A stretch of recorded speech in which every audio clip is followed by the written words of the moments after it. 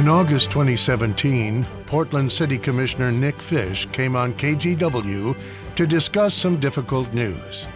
He had recently been diagnosed with stomach cancer, a disease he vowed to vigorously fight. I have so many things left in my life that I want to accomplish. And I was kidding my daughter. I want to see her get married someday. I want to see my son Chapin play high school soccer. And there's so much I want to do in my public service. Today, Commissioner Fish is still fighting and still serving on the Portland City Council. He joins us tonight to discuss the latest with his ongoing treatment and his goals as a new City Council begins the new year. From KGW News, this is Straight Talk with Laurel Porter. Hello and welcome to Straight Talk. I'm Laurel Porter. It is our second show of a new decade here on Straight Talk. We mark our 10-year anniversary this month. We kicked off the show in 2009, and our second guest of 2019 is now the most senior member on the Portland City Council, Nick Fish. He was first elected to the council in 2008 and won re-election last year with 62% of the vote. Commissioner Fish received overwhelming support at a time he's also been battling a form of abdominal cancer. He joins us to update us on his cancer treatment, life lessons he's learned along the way, and we look ahead to the new year with a new City Council. Welcome back to Straight Talk, Commissioner. It's wonderful to have you here. Thank you very much. It's an honor. We're coming up on almost a year and a half since you were last on the show. Right. How are you doing? How are you feeling? Well, Laurel, thank you for asking. You know, when you and I last spoke about it, shortly thereafter, the doctors told me that it was a marathon and not a sprint. I probably was focusing more on the sprint than the marathon. And I was hoping that this thing would be over sooner rather than later. But it's been an interesting journey, and I've learned so much about myself and about this illness, this terrible illness called cancer. We're doing well. I've stabilized. I'm able to put in long days at work. One of the things that strikes you when you go through a chronic illness like this is that all these cliches that you grew up with are actually true, like the cure is worse than the disease. One of the challenges I have is that when I do the chemotherapy, literally the cure is worse than the disease, and I have to check out for a couple of days and rest and recover from chemotherapy. But I'm blessed. I have great doctors and nurses and practitioners. I have a strong and solidly supportive family and group of friends. I have a job I love, and I think all of those things have helped me get through this phase of my treatment. And I'll continue to be treated as if I have a chronic illness. And ever the optimist, I think there'll come a day when I'll be on the backside of cancer. But for now, I'm just grateful that I have so many blessings in my life, and that I'm able to function in the job that I love as a city commissioner at such a high level. I know you're really grateful to have the Knight Cancer Institute in our community. Right. Oh, absolutely. In fact, I wrote Mr. Knight a letter, and I said, we don't know each other, but thank you very much. I probably should have said, I wish I had invested in you 30 years ago, but I said, we don't know each other, but the next life you may save may be mine through the Knight Cancer Institute. And he wrote me a lovely letter back acknowledging my letter, and I had a chance to see Gert Boyle at the ribbon cutting for the new Knight Cancer Institute, and I went up to Mrs. Boyle, excuse me, and I said, I'm Nick Fish, and I'm getting treatment here, and thank you for your $100 million investment. So the Knight Cancer Institute is going to change the map of cancer research. It's putting the city of Portland literally on the map and building up OHSU's national reputation. And I'm one of the lucky beneficiaries of what's happening there. How's this been on your family? Has it brought you closer together? It has. Now, initially, I think it brought out a lot of stress, because Dad couldn't sit down with my two lovely kids who just turned 15 and 26. And I couldn't say anything particularly reassuring because I didn't know what the path forward was. But now that we know we're in it for the long haul, and now that we've seen progress in terms of my treatment and recovery, they've been fantastic. And I don't see how anybody can get through this without the love and support of family. Well, you're getting a lot of support also from other cancer survivors and other people battling cancer. It's amazing. Every day about 15 million people get up and deal with some form of cancer. And then in the course of our lives, the numbers are staggering. Certain kinds of cancers, as many as 1 in 2, 1 in 3 Americans will experience, a breast cancer or a prostate cancer or some of the more typical kinds. And so it's a terrible illness. We haven't found the cure yet, but we're making enormous progress. The Knight Cancer Institute's in the foreground of that. But it's very humbling to realize that so many people around you that you thought you knew have also got their story of surviving a chronic illness, and it has actually inspired me to do my best. What are some of the most important life lessons that you've learned along the way? Well, one, and again, if I were to write a book about my 17 months as a cancer survivor, I would say the book of cliches, because almost everything that I can think of, in fact, is a cliche. But live in the moment. Don't ever take anything for granted. Wall off the negative and always focus on what you can do positively. What's the positive contribution you can make? Cherish the things in your life that you are grateful for. Be intolerant of those parts of your life which really, don't matter or are just negative. Don't sweat the small stuff. Remember that you're on borrowed time. I mean, these are all terrible cliches. But they're cliches for a reason, They're right? cliches for a reason. And when you have a chronic illness like cancer, they become really manifest and real. And like a lot of people who've gone through this experience, I've just become so grateful for all the things in my life which are positive, and they have displaced a lot of the things that were negative. Well, sage advice. We're taping this on Friday afternoon, and you just came from a lunch with former Blazer great Bill Walton, who helped lead the team to its only national championship in 1977.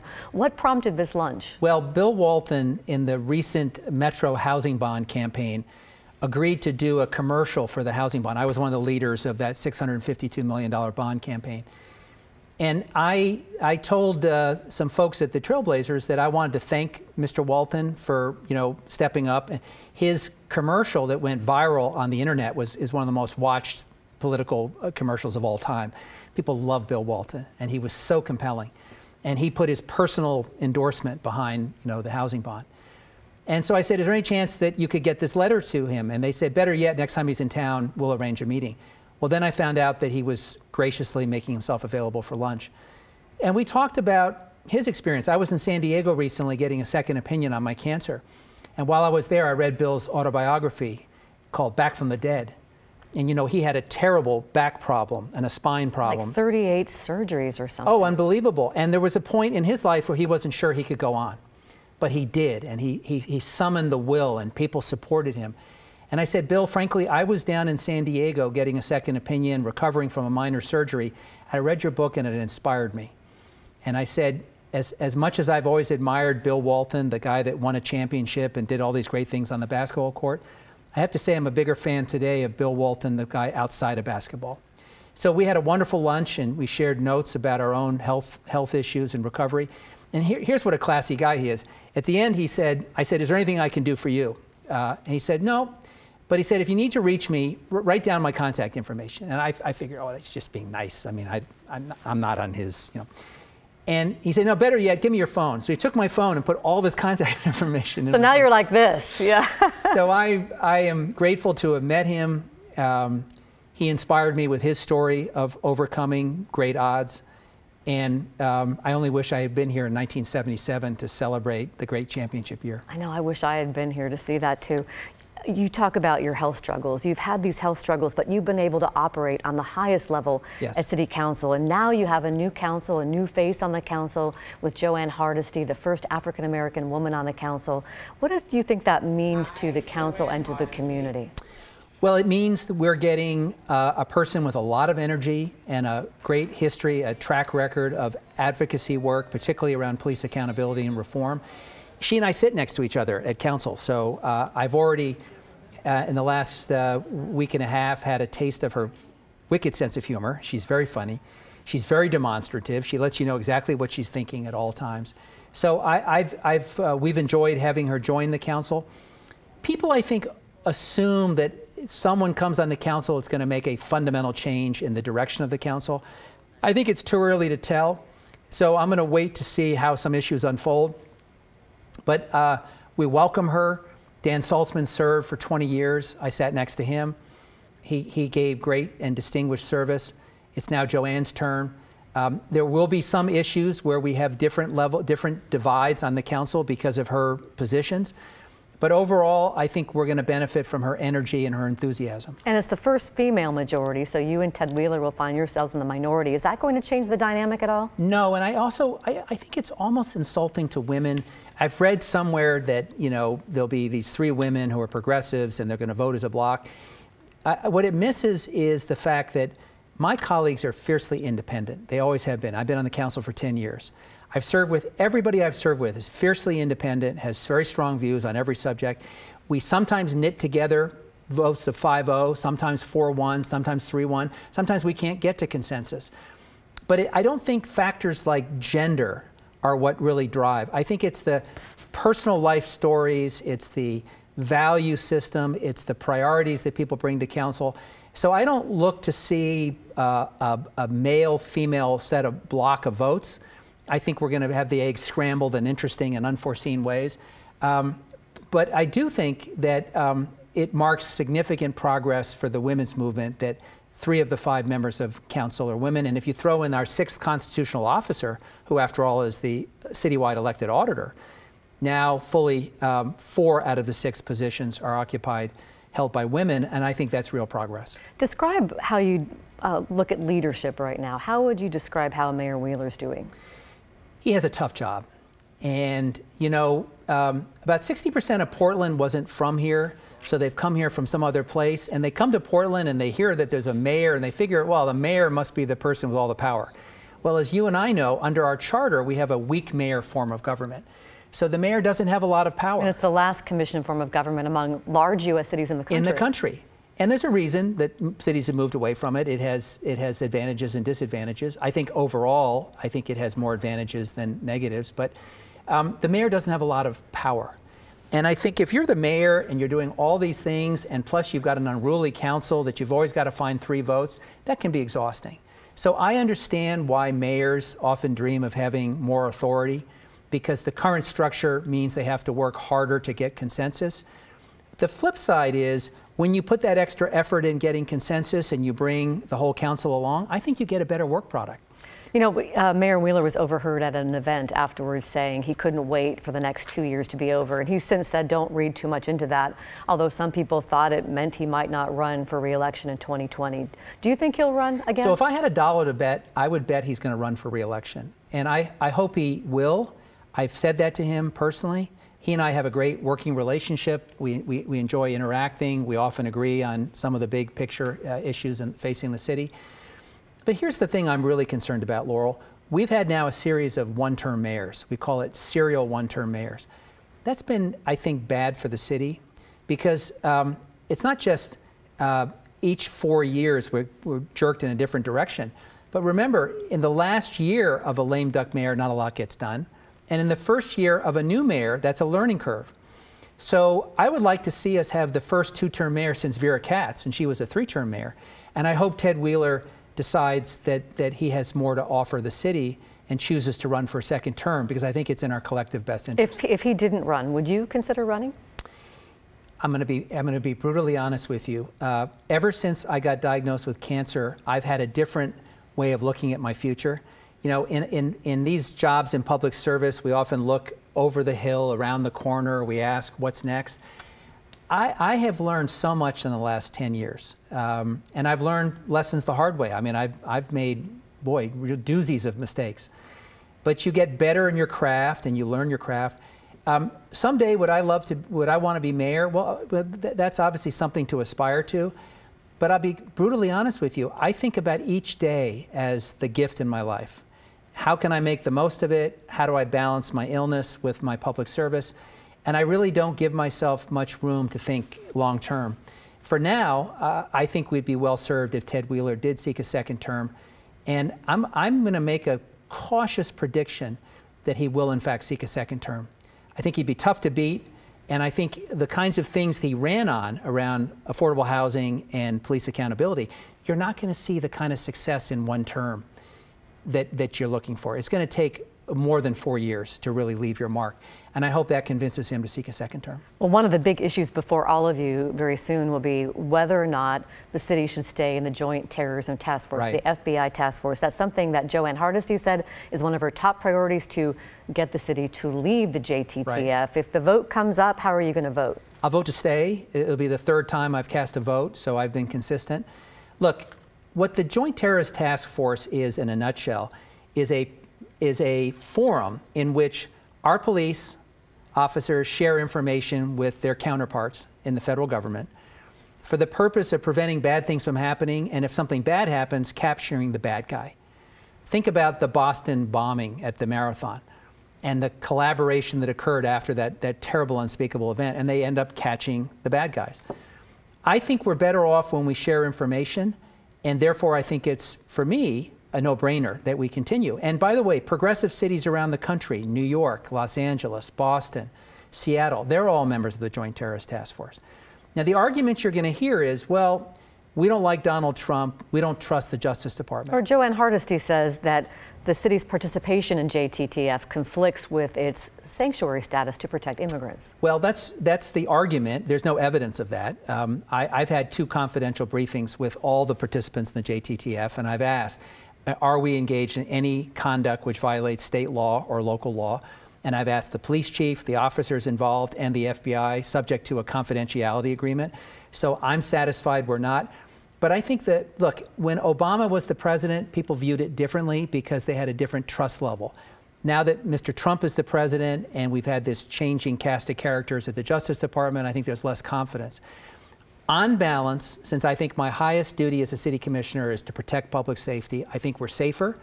Progressive cities around the country have a relationship with the JTTF. I think ours should continue. You want to modify the relationship? Like, for example, I think we ought to say that we're not going to participate in any investigations jointly that involve immigration. So there could be a compromise. Yeah, that takes ICE out of it and takes some of those thorny immigration cases.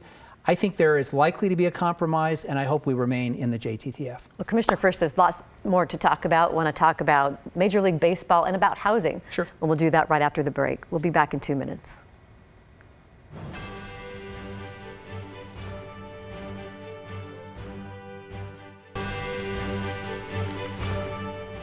Welcome back to Straight Talk. I'm Laurel Porter, and I'm pleased to welcome once again my guest, the longest-serving commissioner currently on the Portland City Council. You had to say that. Nick Fish. Something to be proud of. The most senior member, yeah. I outlasted That doesn't everybody. mean you're oldest, just the most senior member. You were a leader. We talked about this a little bit earlier on the housing bond that passed overwhelmingly. At the metro level. At the metro level. And you're a big proponent of supportive housing, which Correct. links people who are homeless with services. What more do you want to see the city do with supportive housing? Well, we've found the way to fund the actual affordable housing piece. But to make it really sing, we've got to provide the wraparound services. We don't have durable and consistent funding sources for the services. So we have to be very opportunistic. We take some general fund money, we take some money out of this pot and this pot. We're going to take some hospitality tax money. So we're working a deal right now with the Multnomah County and with the hospitality industry to take some of the taxes that tourism generates and use it for the service side. But here's the bottom line. About 2/3 of the people that we see outside today self-report either having a drug and alcohol addiction or a mental health challenge or both. They're not going to be successful if we just put them into an apartment. They have to have an apartment that's deeply affordable plus services to get back on their feet. That's what supportive housing is. It's why I've been a champion of it. And my hope is that we're continuing to find pots of money that are sustainable that allow us to ensure the services people need to stabilize their lives. You had a breakfast on Thursday with legislative members, Yes. including House Speaker Tina Kotek. How do you see the legislative priorities this year aligning with City Council priorities? I think you're going to see 3 things this year get traction. One is more money for affordable housing, and we need all the money we can get because we have a terrible deficit, probably in the 20 to 30,000 unit range. So we got to continue to build our way out of this. Number 2 is I think you're going to see some focus on what's called no-cause evictions for renters. About over half the people who rent in our community are cost burdened, meaning they're spending too much of their discretionary money on their rent, and there's not enough money left over for groceries and medical care and for backpacks and things like that. So what you're going to see is, I think, a move to curtail what's called no-cause evictions, make sure that landlords have a valid reason to kick someone out of an apartment. And there's also going to be a debate about whether there's going to be some kind of cap on what the annual increase in rent is. It won't be strictly a rent control bill, more like a rent stabilization. The idea that's been floated is somewhere between a 7 to 10% annual increase.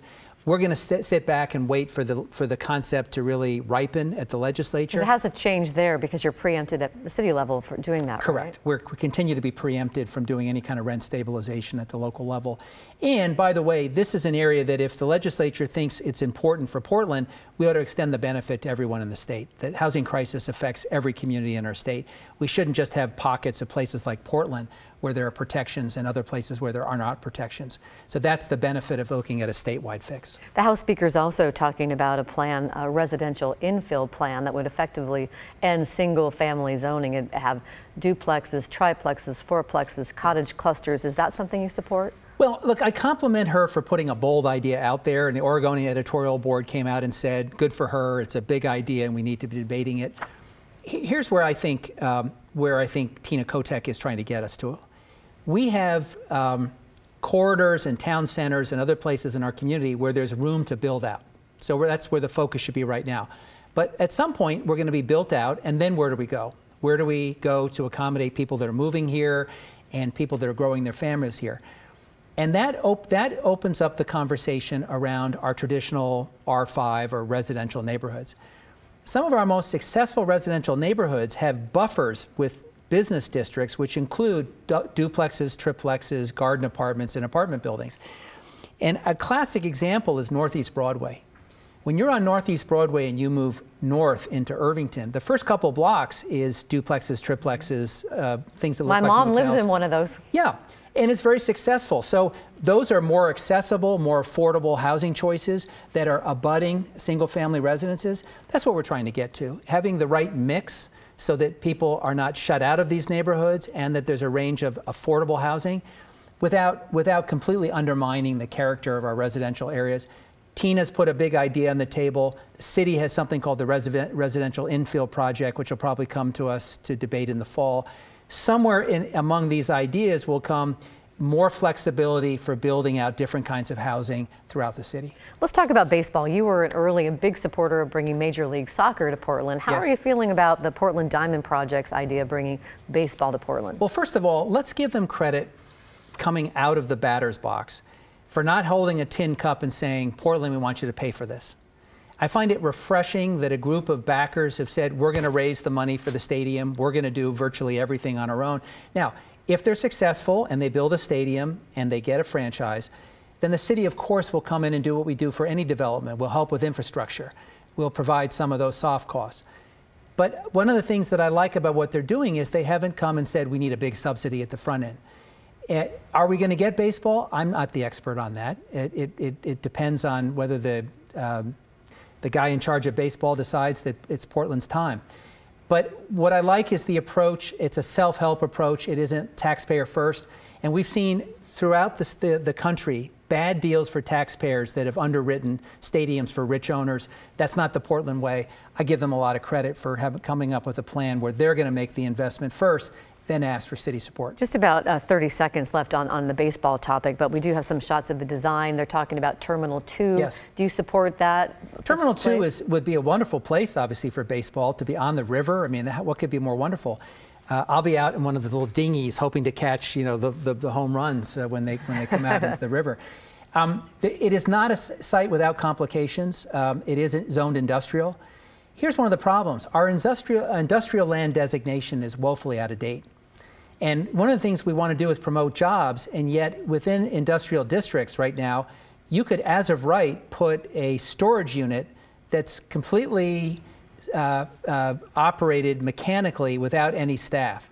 Well, that's not consistent with our jobs program in industrial land. So I think we have to reopen the conversation about Goal 9 of our state land use goals around industrial lands. We have to say, What are the kinds of new and innovative uses for industrial land going forward? Is baseball one of them? Maybe. And I look forward to having that discussion. It would require a change in zoning. Nick Fish, thank you so much for joining us here on Straight Talk. I know I speak for the whole community when I say happy, healthy new year to you. Wish you all the best in your treatment, and come back and visit us again soon. Thank you very much. It's an honor to be here. And thank you for watching. Join me next week when my guest is the new Labor Commissioner, Val Hoyle. We'll see you next week for Straight Talk. Have a great week.